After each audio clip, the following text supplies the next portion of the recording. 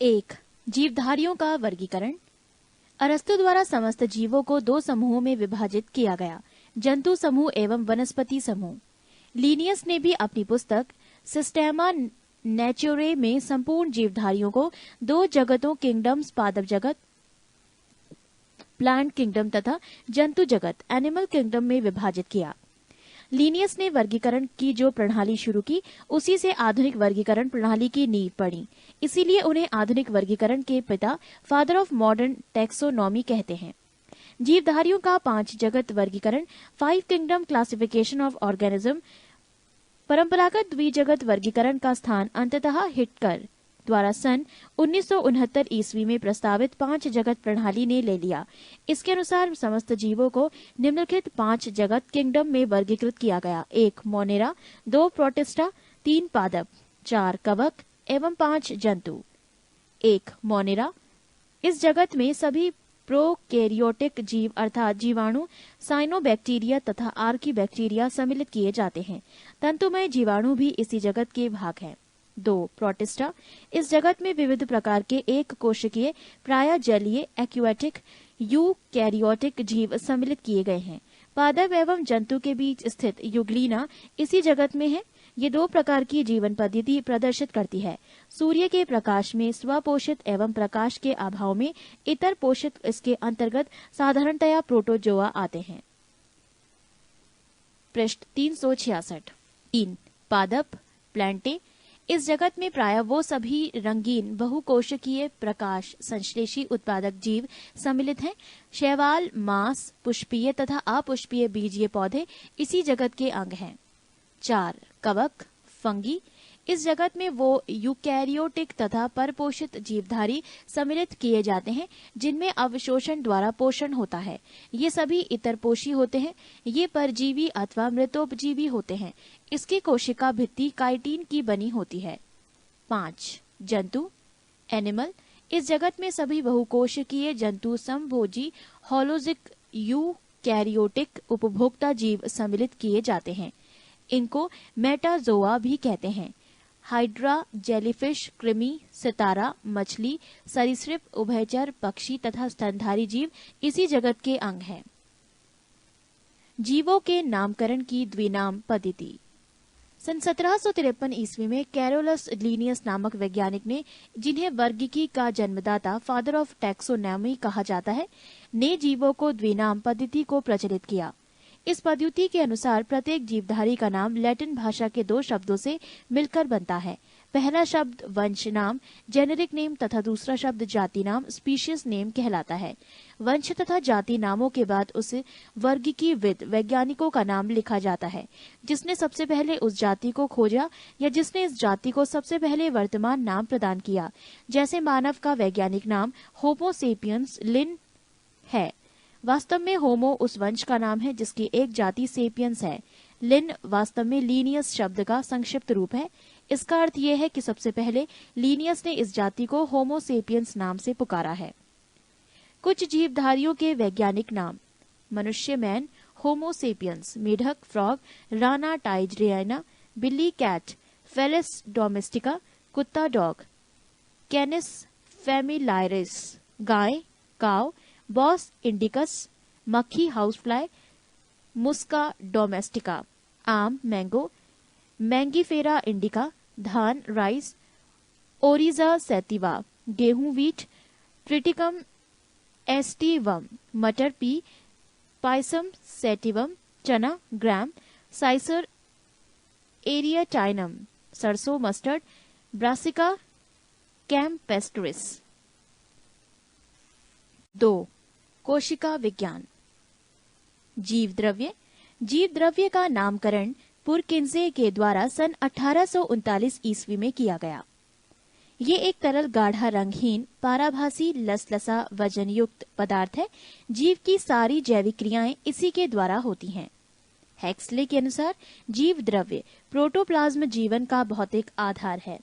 जीव द्रव्य 2 भागों में बटा होता है। 1 कोशिका द्रव्य साइटोप्लाज्म, ये कोशिका में केंद्रक एवं कोशिका झिल्ली के बीच रहता है। 2 केंद्रक द्रव्य न्यूक्लियोप्लाज्म, ये कोशिका में केंद्रक के अंदर रहता है। जीव द्रव्य का 99% भाग निम्न 4 तत्वों से मिलकर बना होता है। 1 ऑक्सीजन 76%, 2 कार्बन 10.5%, 3 हाइड्रोजन 10%, 4 2.5%। जीव द्रव्य का लगभग 80% भाग जल होता है। जीव द्रव्य में अकार्बनिक एवं कार्बनिक यौगिकों का अनुपात 81:19 का होता है। पृष्ठ 367।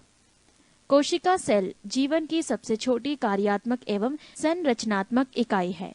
कोशिका के अध्ययन के विज्ञान को काइटोलॉजी कहा जाता है। कोशिका शब्द का प्रयोग सर्वप्रथम अंग्रेज वैज्ञानिक रॉबर्ट हुक ने सन 1665 ईस्वी में किया था। सबसे छोटी कोशिका जीवाणु माइक्रोप्लाज्म गैलीसेप्टिकमा की है। सबसे लंबी कोशिका तंत्रिका तंत्र की कोशिका है। सबसे बड़ी कोशिका शुतुरमुर्ग के अंडे की कोशिका है। कोशिका सिद्धांत का प्रतिपादन 1838 से 39 ईस्वी श्लाइडेन और श्वान ने किया। कोशिका सिद्धांत की मुख्य बातें इस प्रकार हैं। 1. प्रत्येक जीव की उत्पत्ति एक कोशिका से होती है। 2. प्रत्येक जीव का शरीर एक या अनेक कोशिकाओं का बना होता है। 3. प्रत्येक कोशिका एक स्वाधीन इकाई है, तथापि सभी कोशिकाएं मिलकर काम करती हैं। फलस्वरूप एक जीव का निर्माण होता है। 4. कोशिका का निर्माण जिस क्रिया से होता है उसमें केंद्रक मुख्य अभिकर्ता क्रिएटर होता है। कोशिका 2 प्रकार की होती है। 1. प्रोकैरियोटिक, 2. यूकैरियोटिक।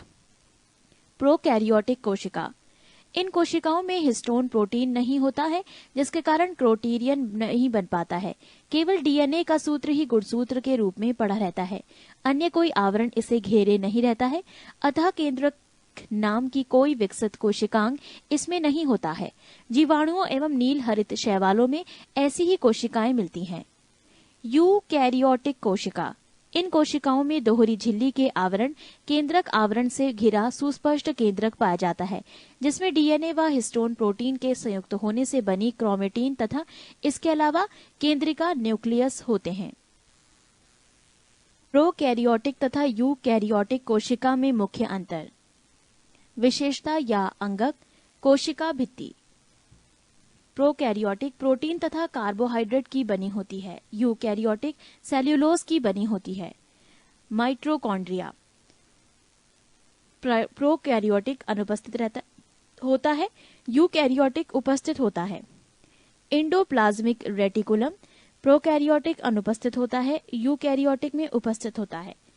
राइबोसोम प्रोकैरियोटिक 70 प्रकार के होते हैं, यूकैरियोटिक 80 प्रकार के होते हैं। गाल्जी काय प्रोकैरियोटिक अनुपस्थित होते हैं, यूकैरियोटिक उपस्थित होते हैं। केंद्रक झिल्ली प्रोकैरियोटिक अनुपस्थित होते हैं, यूकैरियोटिक उपस्थित होती है। लाइसोसोम प्रोकैरियोटिक अनुपस्थित होते हैं, यूकैरियोटिक उपस्थित होते हैं। डीएनए प्रोकैरियोटिक एकल सूत्र के रूप में, यूकैरियोटिक पूर्ण विकसित एवं दोहरे सूत्र के रूप में। कशाभिका प्रोकैरियोटिक केवल एक तंतु होता है, यूकैरियोटिक कुल 11 तंतु होते हैं। केंद्रिका प्रोकैरियोटिक अनुपस्थित होती है, यूकैरियोटिक उपस्थित होता है। सेंट्रियोल प्रोकैरियोटिक अनुपस्थित होता है, यूकैरियोटिक उपस्थित होता है। श्वसन प्रोकैरियोटिक नहीं पाया जाता है, यूकैरियोटिक पाया जाता है। लिंग प्रजनन प्रोकैरियोटिक नहीं पाया जाता है, यूकैरियोटिक पाया जाता है। प्रकाश संश्लेषण प्रोकैरियोटिक थायलैकाइड में होता है, यूकैरियोटिक क्लोरोप्लास्ट में होता है। कोशिका विभाजन प्रोकैरियोटिक अर्धसूत्री प्रकार का होता है, यूकैरियोटिक अर्धसूत्री या समसूत्री प्रकार का होता है। पृष्ठ 368। कोशिका के मुख्य भाग, main parts of a cell. 1. कोशिका भित्ति, सेल वॉल। 1. ये केवल पादप कोशिका में पाया जाता है। 2. ये सेल्यूलोज का बना होता है। 3. ये कोशिका को निश्चित आकृति एवं आकार बनाए रखने में सहायक होता है। 2. कोशिका झिल्ली, सेल मेम्ब्रेन। कोशिका के सभी अवयव एक पतली झिल्ली के द्वारा घिरे रहते हैं। इस झिल्ली को कोशिका झिल्ली कहते हैं। ये अर्धपारगम्य झिल्ली सेमी पेरिमिएबल मेम्ब्रेन होती है। इसका मुख्य कार्य कोशिका के अंदर जाने वाले एक एवं अंदर से बाहर आने वाले पदार्थों का निर्धारण करना है। 3. तारककाय सेंट्रोसोम, इसकी खोज बोबेरी ने की थी। ये केवल जंतु कोशिकाओं में पाया जाता है। तारककाय सेंट्रोसम के अंदर 1 या 2 कण जैसी रचना होती है जिसे सेंट्रियोल कहते हैं। समसूत्री विभाजन में ये ध्रुव का निर्माण करता है। 4. अंतःप्रदवीय जालिका एंडोप्लाज्मिक रेटिक्यूलम। एक और ये केंद्रक झिल्ली से व दूसरी ओर कोशिका कला से संबद्ध होता है। इस जालिका के कुछ भागों पर किनारे किनारे छोटी छोटी कणिकाएं लगी रहती हैं, जिन्हें राइबोसोम कहते हैं। ईआर का मुख्य कार्य उन सभी वसाओं व प्रोटीनों का संचरण ट्रांसपोर्टेशन करना है जो कि विभिन्न झिल्लियों मेम्ब्रेन्स जैसे कोशिका झिल्ली, केंद्रक झिल्ली आदि का निर्माण करते हैं। 5. राइबोसोम। सर्वप्रथम रॉबिन्सन एवं ब्राउन ने 1953 ईस्वी में पादप कोशिकाओं में तथा G.E. फैलाडे ने 1955 ईस्वी में जंतु कोशिका के राइबोसोम को देखा और 1958 में रॉबर्ट ने इसका नामकरण किया। ये राइबोन्यूक्लिक एसिड RNA नामक अम्ल व प्रोटीन की बनी होती है। ये प्रोटीन संश्लेषण के लिए उपयुक्त स्थान प्रदान करती है, अर्थात ये प्रोटीन का उत्पादक स्थल है। इसीलिए इसे प्रोटीन की फैक्ट्री ऑफ प्रोटीन भी कहा जाता है। नोट: स्तनी के लाल रुधिरकण में राइबोसोम नहीं पाया जाता है क्योंकि लाल रुधिरीकरण द्वारा प्रोटीन विश्लेषण नहीं होता है। 6. माइटोकॉन्ड्रिया। इसकी खोज अल्टमैन ने 1886 ईस्वी में की थी। बेंडा ने इसका नाम माइटोकॉन्ड्रिया दिया। यह कोशिका का श्वसन स्थल है। कोशिका में इसकी संख्या निश्चित नहीं होती है। ऊर्जा युक्त कार्बनिक पदार्थों का ऑक्सीकरण माइटोकॉन्ड्रिया में होता है, जिससे काफी मात्रा में ऊर्जा प्राप्त होती है। इसीलिए माइटोकॉन्ड्रिया को कोशिका का शक्ति केंद्र, पावर हाउस ऑफ सेल कहते हैं। इसे यूकेरियोटिक कोशिकाओं के भीतर प्रोकैरियोटिक कोशिकाएं माना जाता है। नोट: डीएनए केंद्रक के अलावा माइटोकॉन्ड्रिया एवं हरित लवक में पाया जाता है। 7. गाल्जी काय गॉल्जी बॉडी। इसकी खोज कैमिलो गॉल्जी इटली नामक वैज्ञानिकों ने की थी। ये सूक्ष्म नलिकाओं ट्यूबलेस के समूह एवं थैलियों का बना होता है। गाल्जी कॉम्प्लेक्स में कोशिका द्वारा संश्लेषित प्रोटीनों व अन्य पदार्थों की पुटिकाओं के रूप में पैकिंग की जाती है। ये पुटिकाएं गंतव्य स्थान पर उस पदार्थ को पहुंचा देती हैं। यदि कोई पदार्थ कोशिका से बाहर स्रावित होता है तो उस पदार्थ वाली पुटिकाएं उसे कोशिका झिल्ली के पदार्थ कोशिका से माध्यम से बाहर निकलवा देती है। इस प्रकार गाल्जिकाय को हम कोशिका के अणुओं का यातायात प्रबंधक भी कह सकते हैं। ये कोशिका भित्ति एवं लाइसोसोम के निर्माण भी करते हैं।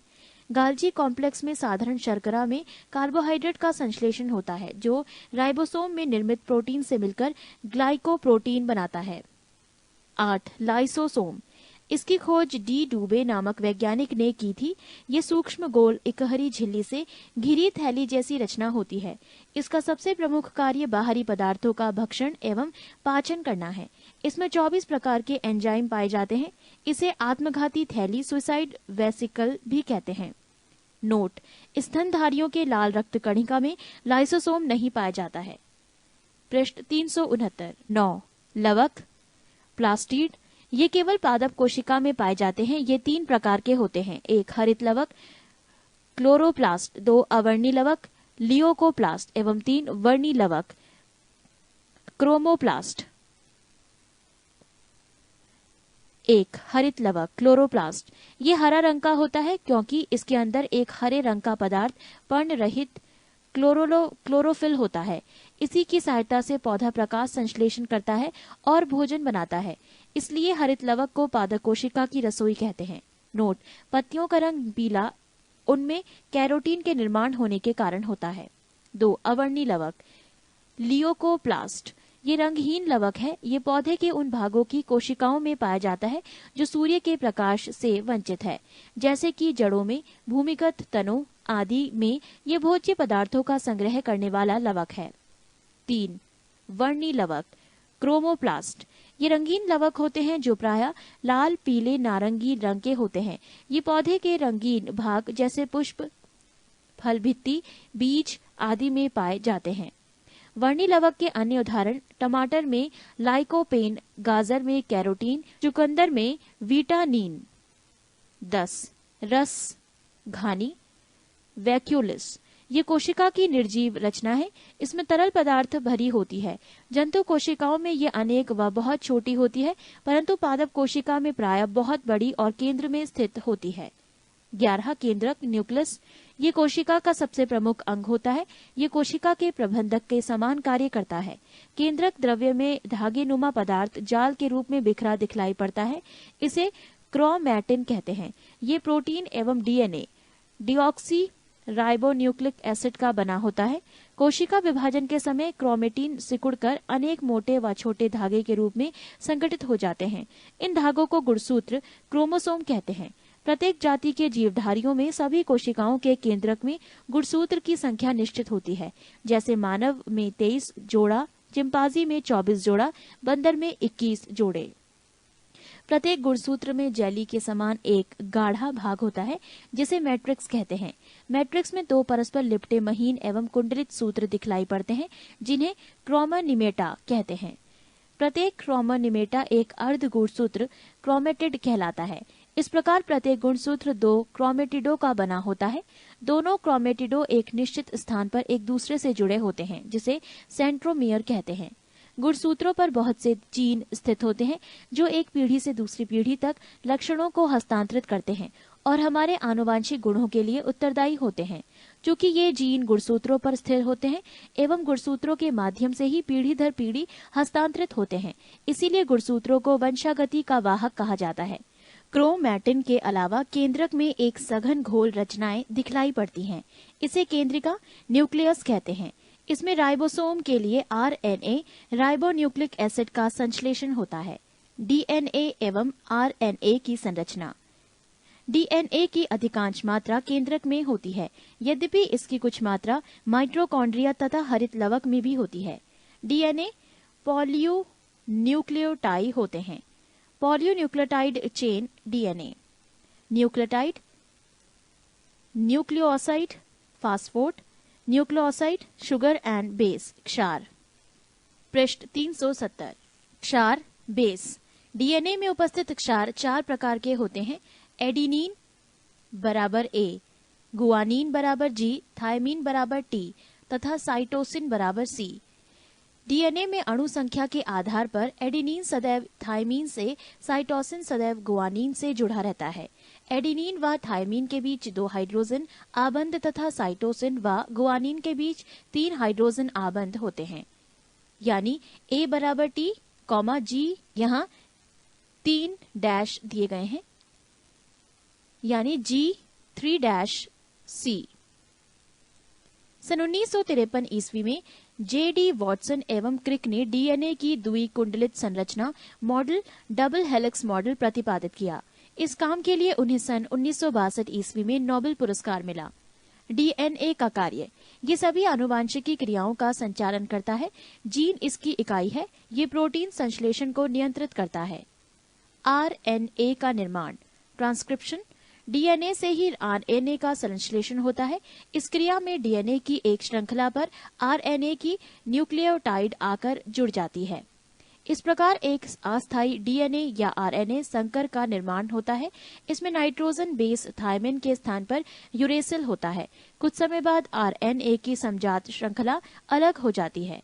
आरएनए 3 प्रकार के होते हैं। 1 R-RNA राइबोसोमल आरएनए, ये राइबोसोम पर लगे हो रहते हैं और प्रोटीन संश्लेषण में सहायता करते हैं।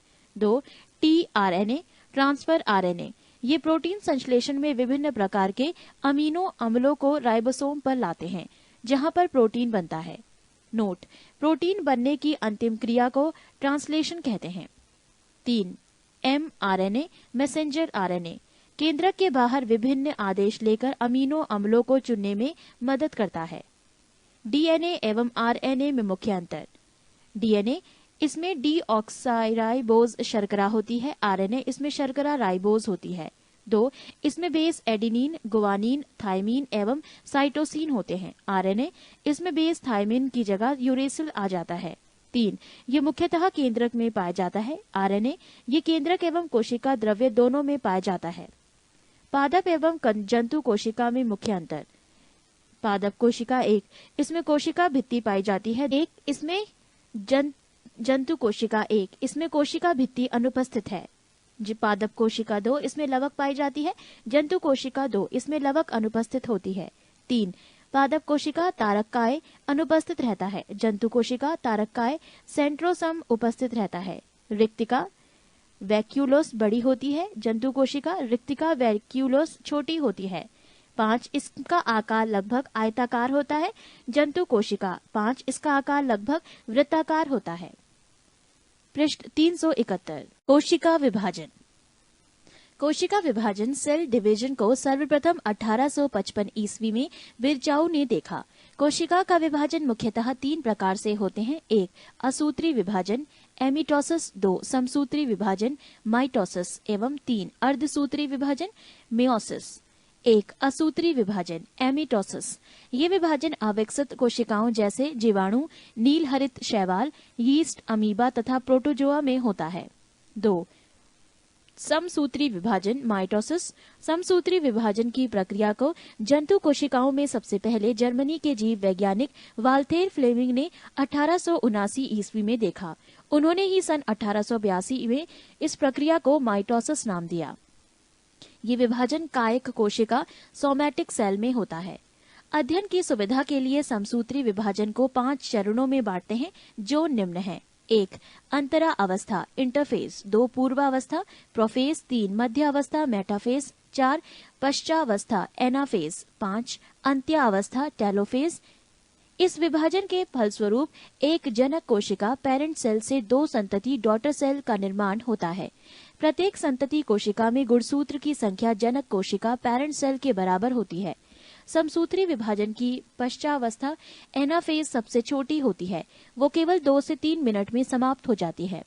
3, अर्धसूत्री विभाजन मियोसिस। फॉर्मर तथा मूरे 1905 ने कोशिकाओं में अर्धसूत्री विभाजन को मियोसिस नाम दिया। अर्धसूत्री विभाजन की खोज सर्वप्रथम वीजमैन ने की थी, लेकिन इसका सर्वप्रथम विस्तृत अध्ययन स्ट्रॉसबर्गर ने 1888 ईस्वी में किया। ये विभाजन जनन कोशिकाओं में होता है। अर्धसूत्री कोशिका विभाजन निम्न 2 चरणों में पूरा होता है। 1, अर्धसूत्री प्रथम, 2, अर्धसूत्री द्वितीय। अर्धसूत्री प्रथम में गुणसूत्रों की संख्या आधी रह जाती है, इसीलिए इसे न्यूनकारी विभाजन रिडक्शन डिवीजन भी कहते हैं। अर्धसूत्री प्रथम विभाजन में 4 अवस्थाएं होती हैं। 1, प्रोफेज 1, 2, मेटाफेज 1, 3, एनाफेज 1, 4, टेलीफोज 1। प्रोफेज 1 सबसे लंबी प्रावस्था होती है, जो कि 5 उप अवस्थाओं में पूरी होती है। 1, लेप्टोटीन, 2, जाइगोटीन, 3, पैकिटीन, 4, डिप्लोटीन एवं 5, डाइकिनेसिस। 1, लेप्टोटीन। 1, गुणसूत्र उलझे हुए पतले धागों की तरह दिखाई पड़ते हैं, इन्हें क्रोमिनिमेटा कहते हैं। 2, गुणसूत्र की संख्या द्विगुणित डाइप्लोसिड होती है। 2, जाइगोटीन। 1, समजात गुणसूत्र एक साथ होकर जोड़े बनाते हैं, इसे सिनेप्सिस कहते हैं। 2, सेंट्रियोल एक दूसरे से अलग होकर केंद्रक के विपरीत ध्रुवों पर चले जाते हैं। 3, प्रोटीन एवं आरएनए संश्लेषण के फलस्वरूप केंद्रिका बड़ी हो जाती है। 3, पैकाटीन। 1, प्रत्येक जोड़े के गुणसूत्र छोटे और मोटे हो जाते हैं। 2, द्वियुज का प्रत्येक सदस्य अनुदैर्ध्य रूप से विभाजित होकर 2 अनुजात गुणसूत्रों या क्रोमेटिडों में बन जाता है। इस प्रकार 2 समजात गुणसूत्रों के एक द्वियुज से अब 4 क्रोमेटिड बन जाते हैं। इनमें 2 मात्र तथा 2 पित्र क्रोमेटिड होते हैं। कभी कभी मात्र और पित्र क्रोमेटिड एक या ज्यादा स्थान पर एक दूसरे से क्रॉस करते हैं। ऐसे बिंदु पर मात्र तथा पित्र क्रोमेटिड टूट जाते हैं और एक क्रोमेटिड का टूटा हुआ भाग दूसरे क्रोमेटिड के टूटे स्थान पर से टूट जाते हैं। पृष्ठ 372। इसे क्रॉसिंग ओवर कहते हैं और इस प्रकार जीन का नए ढंग से वितरण हो जाता है, अर्थात जीन विनिमय पैकाटीन अवस्था में होता है। इस क्रिया में रिकॉम्बिनेज एंजाइम भाग लेते हैं। नोट: क्रॉसिंग ओवर हमेशा नॉनस्टर क्रोमेटिड के बीच होता है। 4, डिप्लोटिन। 1, समजात गुणसूत्र अलग होने लगते हैं, परंतु जोड़े के 2 सदस्य पूर्ण रूप से अलग नहीं हो पाते, क्योंकि वो कहीं कहीं एक दूसरे से एक्स के रूप में उलझे रहते हैं। ऐसे स्थानों को काईएज़मेटा कहते हैं। काईएज़मेटा की औसत संख्या को बारंबारता काईज़मेटा फ्रीक्वेंसी कहते हैं। 2, काईएज़मेटा का अंत्यकरण टर्मिनाइलाइजेशन हो जाता है। 5. डाइकिनेसिस, केंद्रक कला एवं केंद्रिका लुप्त हो जाती है। अर्धसूत्री विभाजन द्वितीय समसूत्री विभाजन के समान होता है। अर्धसूत्री विभाजन में एक जनक कोशिका पेरेंट सेल से 4 संतति कोशिका डॉटर सेल का निर्माण होता है। समसूत्री एवं अर्धसूत्री विभाजन में अंतर। समसूत्री विभाजन 1. ये विभाजन कायक सोमैटिक कोशिका में होता है। अर्धसूत्री विभाजन 1. ये विभाजन जनन कोशिकाओं में होता है। 2.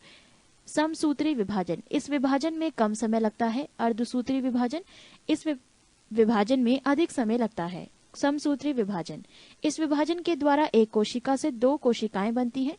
अर्धसूत्री विभाजन, इस विभाजन में एक कोशिका से 4 कोशिकाओं का निर्माण होता है। 4. समसूत्री विभाजन, संतति कोशिका में जनक जैसे ही गुणसूत्र होने के कारण आनुवांशिक विविधता नहीं होती। 4. अर्धसूत्री विभाजन, संतति कोशिकाओं में जनकों से भिन्न गुणसूत्र होने के कारण आनुवांशिक विविधता होती है। समसूत्री विभाजन 5. इसमें गुणसूत्रों के आनुवांशिक पदार्थों में आदान प्रदान क्रॉसिंग ओवर नहीं होता है। अर्धसूत्री विभाजन, इस विभाजन में गुणसूत्रों के बीच आनुवांशिक पदार्थों का आदान प्रदान होता है। समसूत्री विभाजन, इसकी प्रोफेज अवस्था छोटी होती है। अर्धसूत्री विभाजन, इसकी प्रोफेज अवस्था लंबी होती है। 3. आनुवांशिकी, वो लक्षण जो पीढ़ी दर पीढ़ी संचरित होते हैं आनुवांशिक लक्षण कहलाते हैं। आनुवांशिक लक्षणों के पीढ़ी दर पीढ़ी संचरण की विधियों और कारणों के अध्ययन को आनुवांशिकी जेनेटिक्स कहते हैं। आनुवांशिकता के बारे में सर्वप्रथम जानकारी ऑस्ट्रिया निवासी ग्रिगर जोहान मेंडल 1822 से 1884 ईस्वी ने दी। इसी कारण उन्हें आनुवांशिकता का पिता, फादर ऑफ जेनेटिक्स कहा जाता है। डब्ल्यू वॉटसन ने 1905 ईस्वी में सर्वप्रथम जेनेटिक्स नाम का उपयोग किया। जोहानसन ने 1909 ईस्वी में सर्वप्रथम जीन शब्द का प्रयोग किया। फिनोटाइप, जीवधारी के जो लक्षण प्रत्यक्ष रूप से दिखाई पड़ते हैं उसे फिनोटाइप कहते हैं। जीनोटाइप, जीवधारी के आनुवांशिक संगठन को उसका जीनोटाइप कहते हैं, जो कि कारकों जीन का बना होता है। आनुवांशिकी संबंधी प्रयोग के लिए मेंडल ने मटर के पौधों का चुनाव किया था। मेंडल ने पहले एक जोड़ी विपरीत गुणों फिर 2 जोड़े विपरीत गुणों की वंशागति का अध्ययन किया, जिन्हें क्रमशः एक संकरीय तथा द्विसंकरीय क्रॉस कहते हैं। पृष्ठ 373। एक संकरीय क्रॉस, मोनोहाइब्रिड क्रॉस। मेंडल ने एक संकरीय क्रॉस के लिए लंबे टीटी एवं बोने स्मॉल टीटी पौधों के बीच क्रॉस कराया तो निम्न परिणाम प्राप्त हुए। इन परिणामों को एक चार्ट के द्वारा दर्शाया गया है। संबंधित चार्ट को समझने के लिए आप अपने मित्र की सहायता ले सकते हैं। द्विसंकरीय cross, dihybrid cross. Mendel ने द्विसंकरीय क्रॉस के लिए गोल तथा पीले बीज RRYY व हरे व झुर्रीदार बीज स्मॉल RRYY से उत्पन्न पौधों को क्रॉस कराया। इसमें गोल तथा पीला बीज प्रभावी होते हैं। गोल तथा पीला, कैपिटल RRYY, तीर RY गैमेट, झुर्रीदार तथा हरा, स्मॉल RRYY, तीर RY gamete, dot dot dot P1 पैतृक पौधा। R, capital R small r, capital Y small y, गोल तथा पीला संकर बीज, डॉट डॉट डॉट F1। यहाँ स्वपरागण 2 भागों में बांटा गया है। एक, capital R small r, capital Y small y, यानी गोल और पीला क्रॉस। दूसरा, capital R small r, capital Y small y, गोल और पीला। नर युग्मक से संबंधित यहाँ एक चार्ट दर्शाया गया है। इसे भी आप अपने मित्र की सहायता से संपर्क कर सकते हैं। पृष्ठ 374। अतः F2 पीढ़ी के पौधों का फिनोटाइप अनुपात 9:3:3:1 प्राप्त हुए तथा F2 पीढ़ी के पौधों का जीनोटाइप अनुपात 1:2:1:2:4:1:1:2:1 प्राप्त हुए। उपर्युक्त दोनों प्रकार के प्रयोगों के आधार पर मेंडल ने आनुवांशिकता संबंधी कुछ नियम दिए, जिन्हें मेंडल के आनुवांशिकता के नियम के नाम से जाना जाता है। इन नियमों में से पहला एवं दूसरा नियम एक संकरीय क्रॉस के आधार पर तथा तीसरा नियम द्विसंकरीय क्रॉस पर आधारित है। मेंडल के नियम। 1. प्रभाविकता का नियम, लॉ ऑफ डोमिनेंस। एक जोड़ा विपर्यायी गुणों वाले शुद्ध पिता या माता में संकरण करने से प्रथम पीढ़ी में प्रभावी गुण प्रकट होते हैं, जबकि अप्रभावी गुण छिप जाते हैं। प्रथम पीढ़ी में केवल प्रभावी गुण ही दिखाई देता है, लेकिन अप्रभावी गुण उपस्थित अवश्य रहता है। ये गुण दूसरी पीढ़ी में प्रकट होता है। 2. पृथक्करण का नियम, लॉ ऑफ सीग्रेगेशन। लक्षण कारकों जीनों के जोड़ों के दोनों कारक युग्म बनाते समय पृथक हो जाते हैं और इनमें से केवल एक कारक ही किसी एक युग्मक में पहुंचता है। इस नियम को युग्मकों की शुद्धता का नियम भी कहते हैं। 3. स्वतंत्र अपव्यूहन का नियम, लॉ ऑफ इंडिपेंडेंट असॉर्टमेंट। जब दो जोड़ी विपरीत लक्षणों वाले पौधों के बीच संकरण कराया जाता है तो दोनों लक्षणों का पृथक्करण स्वतंत्र रूप से होता है। एक लक्षण की वंशानुगति दूसरे को प्रभावित नहीं करती। युग्म विकल्पी एलिलेस। एक ही गुण के विभिन्न विपर्यायी रूपों को प्रकट करने वाले लक्षण कारकों को एक दूसरे का युग्म विकल्पी या एलील कहते हैं। सहलग्नता लिंकेज। एक ही गुणसूत्र पर स्थित जीनों में एक साथ वंशगत होने की प्रवृत्ति पाई जाती है। जीनों की इस प्रवृत्ति को सहलग्नता कहते हैं, जबकि जीन जो एक ही गुणसूत्र पर स्थापित होते हैं और एक साथ वंशानुगत होते हैं उन्हें सहलग्न जीन, लिंक्ड जीन्स कहते हैं। लिंग सहलग्न जीन, सेक्स लिंक्ड जीन्स, लिंग सहलग्न गुणों को एक पीढ़ी से दूसरी पीढ़ी में ले जाते हैं। वास्तव में एक्स गुणसूत्र पर स्थित जीन ही लिंग सहलग्न जीन कहे जाते हैं, क्योंकि इसका प्रभाव नर तथा मादा दोनों पर पड़ता है। लिंग सहलग्नता की सर्वप्रथम विस्तृत व्याख्या मार्गन 1910 ने की थी। मनुष्यों में कई लिंग सहलग्न गुण जैसे रंग वर्णांधता, गंजापन, हीमोफीलिया, मायोपिया, हाइपरट्राइकोसिस इत्यादि पाए जाते हैं। लिंग सहलग्न गुण स्त्रियों की अपेक्षा पुरुषों में ज्यादा प्रकट होते हैं।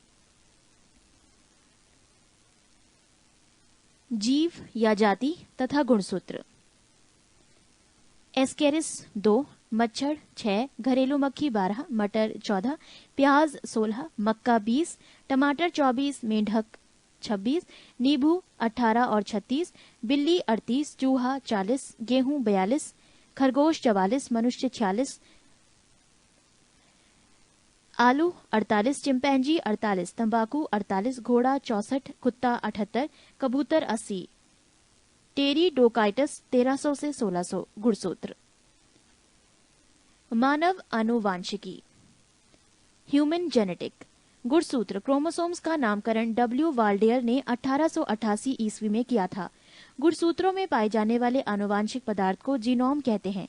जीन इन्हीं गुणसूत्रों पर पाया जाता है। गुणसूत्रों के बाहर जीन यदि कोशिका द्रव्य के कोशिकांगों में होती हैं तो उन्हें प्लाज्मा जीन कहते हैं। 1956 ईस्वी में इस एस बेंजर द्वारा जीन की आधुनिक विचारधारा दी गई। इसके अनुसार जीन के कार्य की इकाई सिस्ट्रॉन, उत्परिवर्तन की इकाई म्यूट्रॉन तथा पुनः संयोजन की इकाई को रैकॉन कहते हैं। मानव में 20 आवश्यक अमीनो एसिड पाए जाते हैं। पृष्ठ 375। आर्थर कोर्नबर्ग ने 1962 ईस्वी में डीएनए पॉलीमेरेज नामक एंजाइम की खोज की, जिनकी सहायता से डीएनए का संश्लेषण होता है। मनुष्य में लिंग निर्धारण। मनुष्य में गुणसूत्रों की संख्या 46 होती है। प्रत्येक संतान को समजात गुणसूत्रों की प्रत्येक जोड़ी का एक गुणसूत्र अंडाणु के द्वारा माता से तथा दूसरा शुक्राणु के द्वारा पिता से प्राप्त होता है। शुक्र जनन स्पर्मेटोजेनेसिस में अर्धसूत्री विभाजन द्वारा 2 प्रकार के शुक्राणु बनते हैं। आधे वो जिनमें 23वीं जोड़ी का एक्स गुणसूत्र आता है अर्थात 22+X, और आधे वो जिनमें 23वीं जोड़ी में Y गुणसूत्र आता है। 22+Y नारियों में एक समान